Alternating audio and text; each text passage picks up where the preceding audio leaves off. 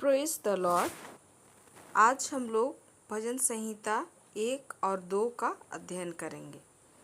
भजन संहिता 1 पद संख्या 1 से लेकर 6 तक। धर्मी और दुष्ट मनुष्य। क्या ही धन्य है वह पुरुष जो दुष्टों की युक्ति पर नहीं चलता और न पापियों के मार्ग में खड़ा होता और न ठट्ठा करने वालों की मंडली में बैठता है, परंतु वह तो यहोवा की व्यवस्था से प्रसन्न रहता है और उसकी व्यवस्था पर रात दिन ध्यान करता रहता है।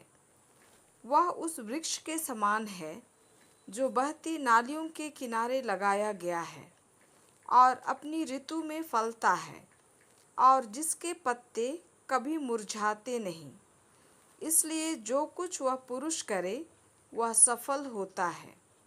दुष्ट लोग ऐसे नहीं होते, वे उस भूसी के समान होते हैं जो पवन से उड़ाई जाती है।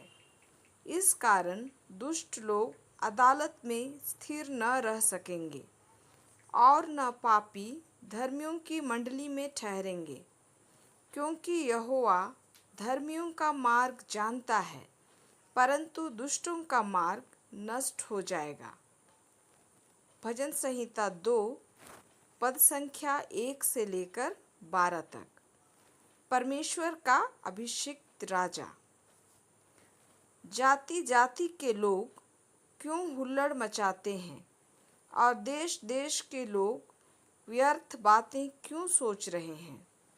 यहोवा और उसके अभिषिक्त के विरुद्ध पृथ्वी के राजा मिलकर और हाकिम आपस में सम्मति करके कहते हैं, आओ हम उसके बंधन तोड़ डालें और उनकी रस्सियों को अपने ऊपर से उतार फेंकें।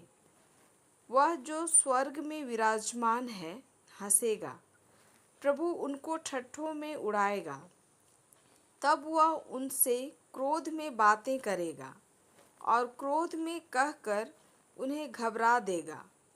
मैं तो अपने ठहराए हुए राजा को अपने पवित्र पर्वत सिय्योन की राजगद्दी पर बैठा चुका हूँ। मैं उस वचन का प्रचार करूँगा जो यहोवा ने मुझसे कहा, तू मेरा पुत्र है, आज तू मुझसे उत्पन्न हुआ है। मुझसे मांग और मैं जाति जाति के लोगों को तेरी संपत्ति होने के लिए और दूर दूर के देशों को तेरी निज भूमि बनने के लिए दे दूंगा। तू उन्हें लोहे के डंडे से टुकड़े टुकड़े करेगा। तू कुम्हार के बर्तन के समान उन्हें चकनाचूर कर डालेगा। इसलिए अब हे राजाओं, बुद्धिमान बनो। हे पृथ्वी के न्यायियों, यह उपदेश ग्रहण करो। डरते हुए यहोवा की उपासना करो और कांपते हुए मगन हो। पुत्र को चूमो, ऐसा न हो कि वह क्रोध करे और तुम मार्ग ही में नष्ट हो जाओ, क्योंकि क्षण भर में उसका क्रोध भड़कने को है। धन्य है वे जिनका भरोसा उस पर है।